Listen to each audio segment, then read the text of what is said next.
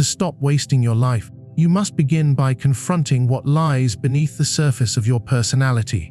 The hidden and disowned parts of yourself, often referred to as the shadow. This shadow is not some distant, irrelevant concept. It is the parts of you that you refuse to acknowledge, the impulses you've buried, the emotions you've rejected, and the memories you've suppressed. Many live their entire lives avoiding this confrontation, terrified of what they might uncover. But it is precisely this avoidance that keeps them trapped in cycles of dissatisfaction, confusion, and emotional stagnation. The more you run from the shadow, the more power it has over your decisions, your behaviors, and your relationships. The unexamined parts of yourself do not disappear simply because you've ignored them. They fester and grow in the dark, exerting control from the unconscious.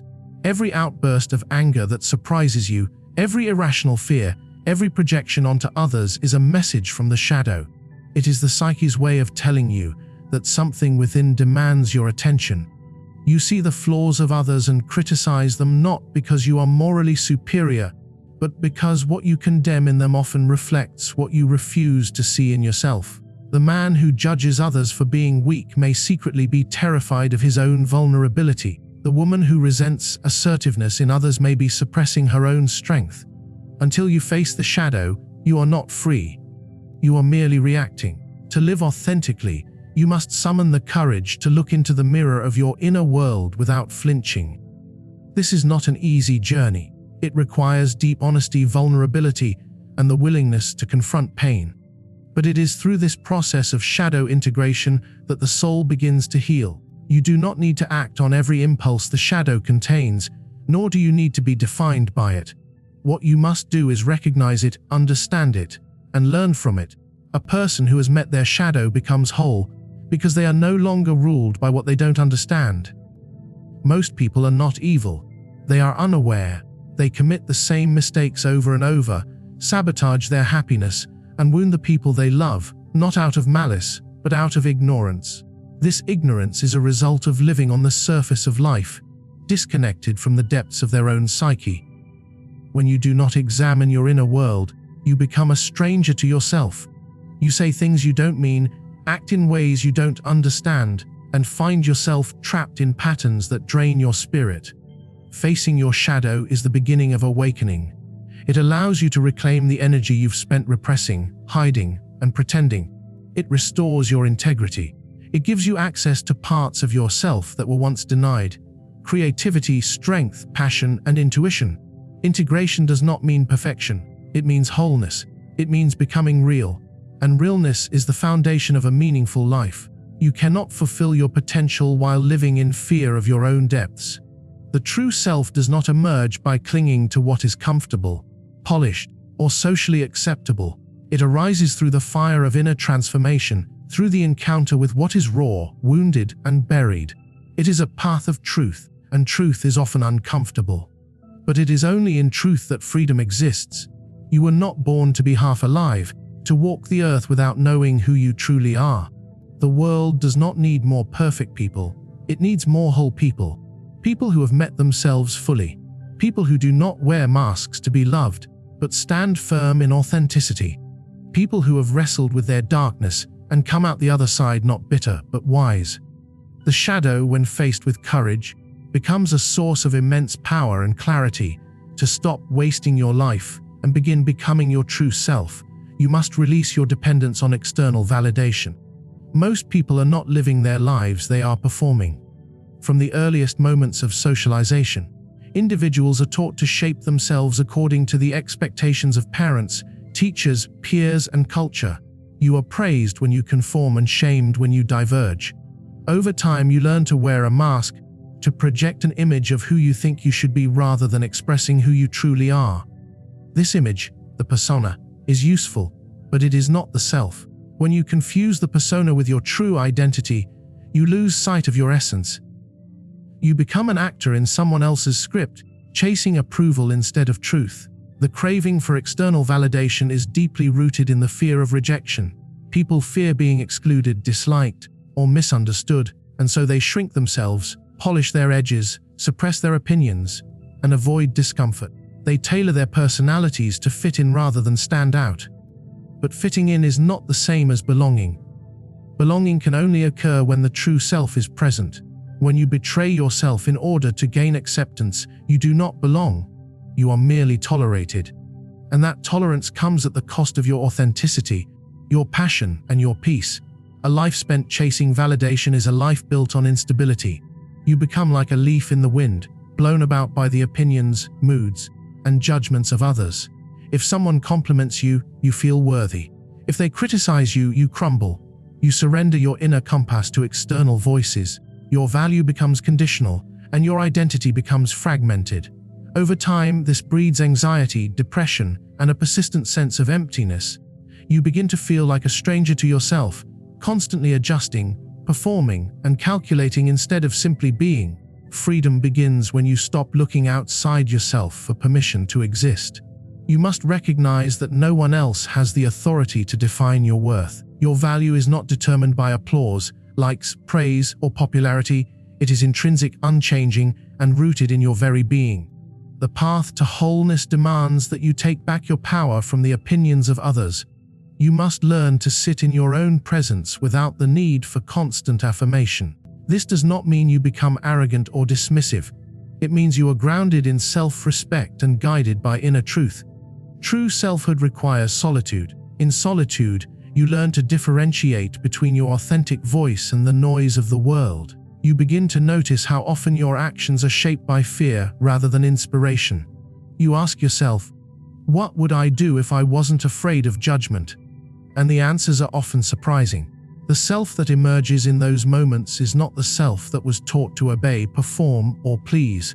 It is the self that was born to create, to love deeply, to speak truth, and to live with purpose. When you stop chasing validation, you begin to attract it differently. People are drawn to those who are rooted in themselves. Confidence, after all, is not about being the loudest in the room. It is about being the most anchored. When you embody your truth unapologetically, others sense it. Some will be threatened by it, others will be inspired. But that is not your concern.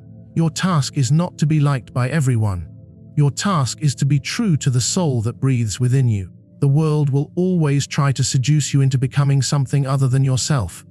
It will promise rewards for compliance and threaten consequences for authenticity. But the cost of betraying yourself is far greater than the discomfort of being misunderstood. You cannot find meaning in a life lived for others' approval. You cannot become whole while wearing a mask. You must choose the path of inner alignment over social acceptance.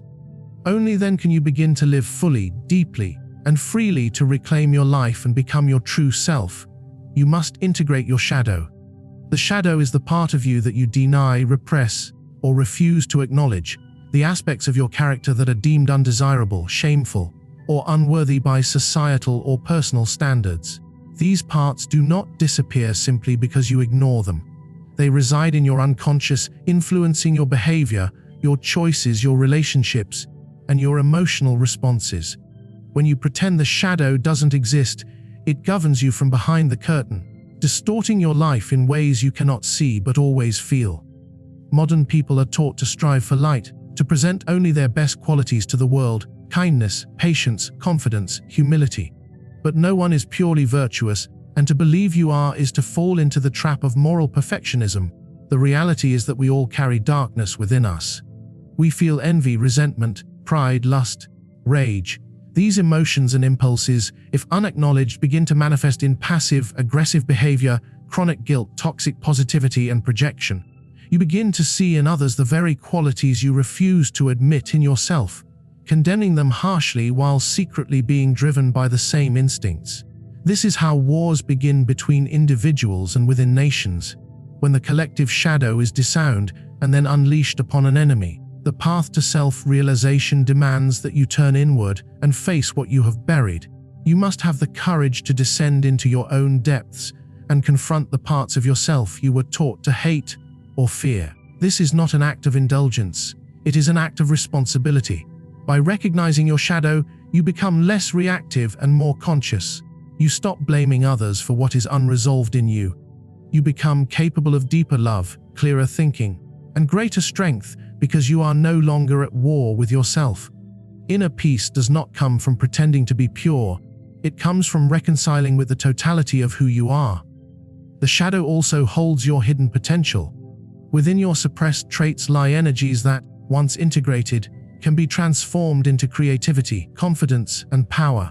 The aggression you deny might contain the assertiveness you need to speak your truth. The envy you suppress might reveal a longing for a life more aligned with your values. The pride you hide might be the seed of self-worth that empowers you to set boundaries. Shadow work does not just heal, it liberates. It expands your range of emotional expression, making you more whole, more authentic, and more human. The process of shadow integration requires honesty, humility, and discipline. It is not glamorous work.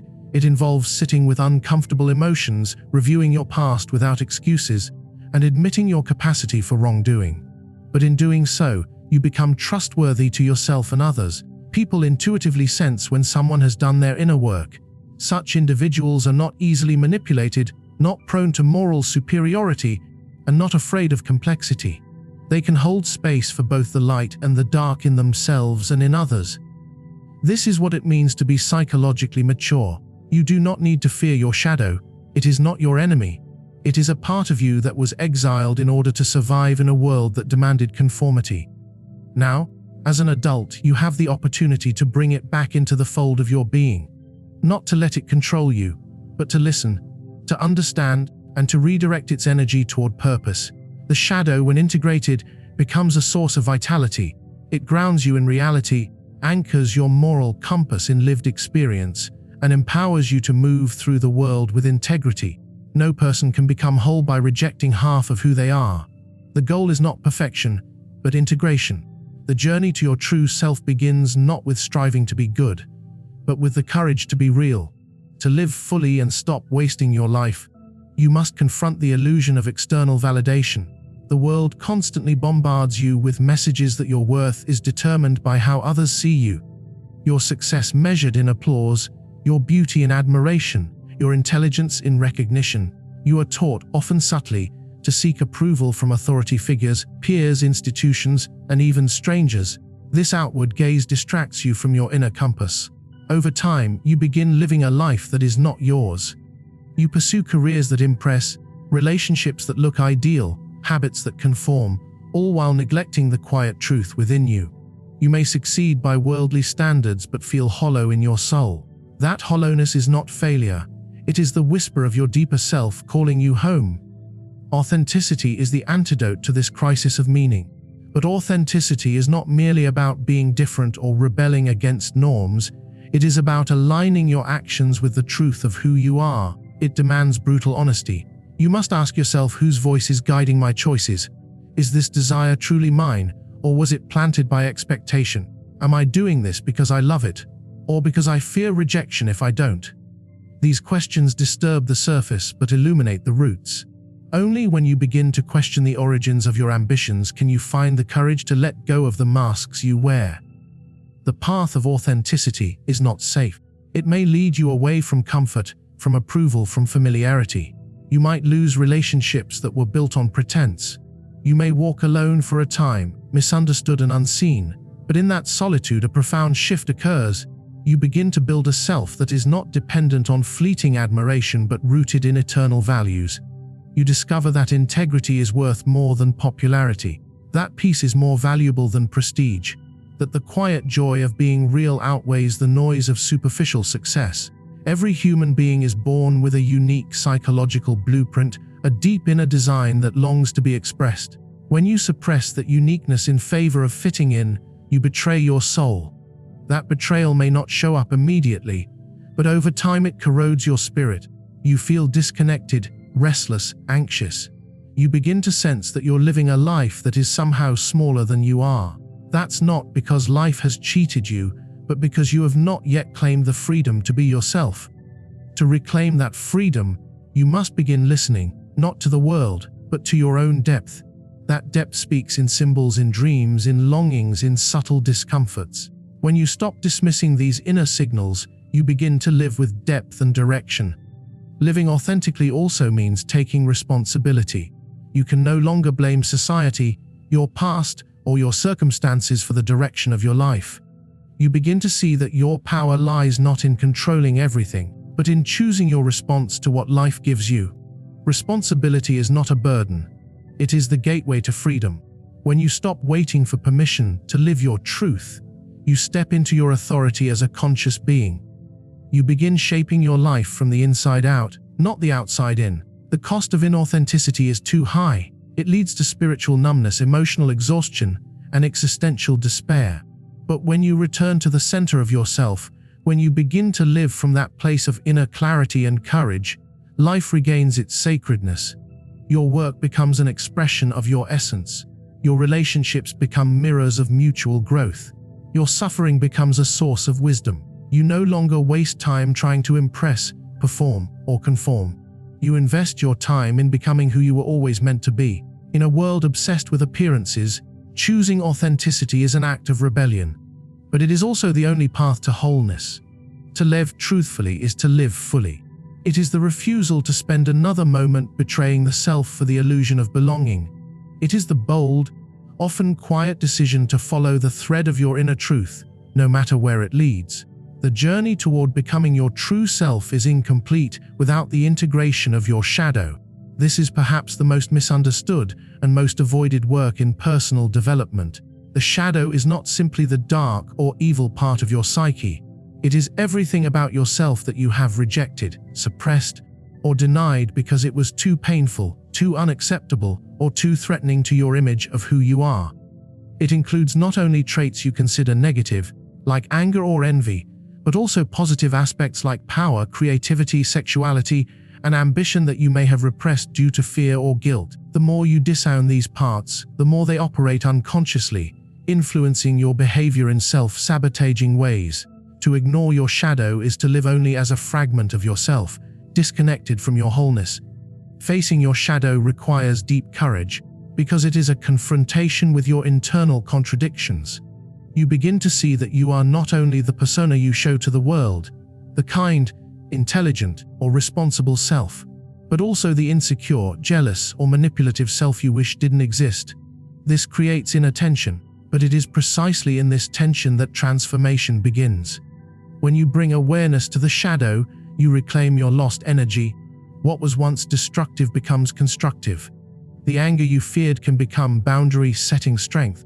The envy you denied can become motivation for your own growth.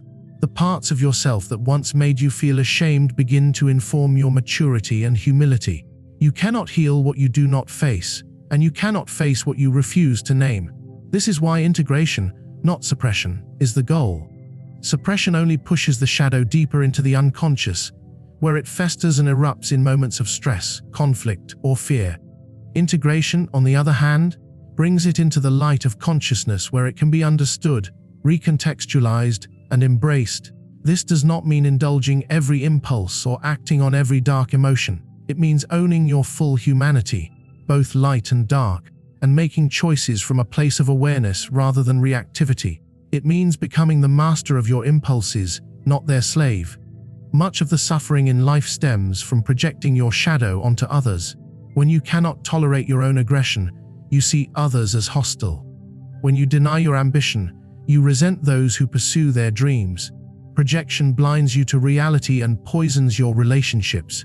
But once you recognize that the traits you hate in others often live within you, you begin to reclaim power over your perceptions. You see that judgment is often a mirror, not a window.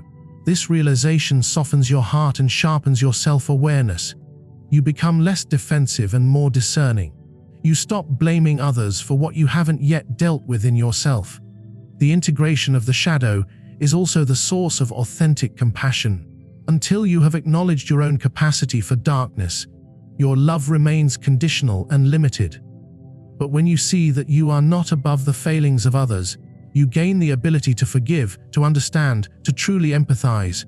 You no longer divide the world into good and evil people. You see the complexity in everyone, including yourself. This expands your emotional range and makes your wisdom palpable. You are no longer merely kind, you are grounded. You are no longer naive, you are real. You are no longer controlled by your shadow, you walk alongside it. This process of integration is not a one-time event, but a lifelong unfolding.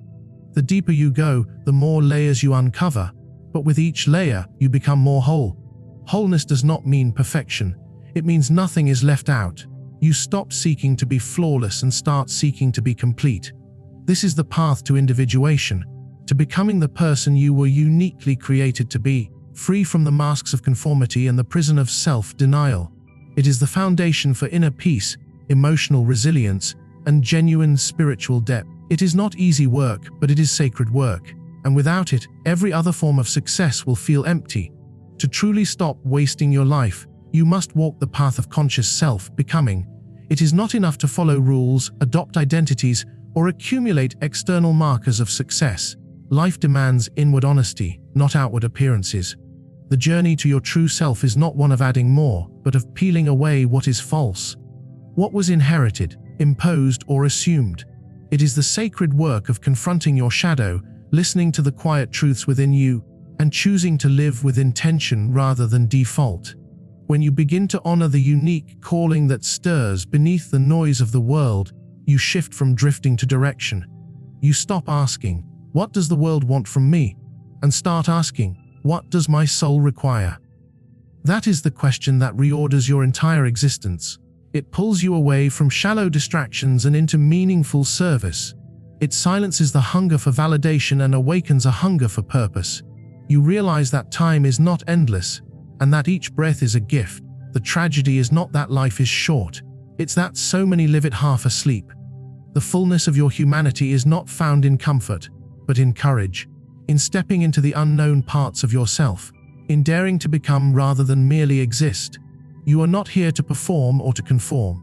You are here to transform, to wrestle with your inner contradictions, to align with truth, and to give expression to the divine spark within you.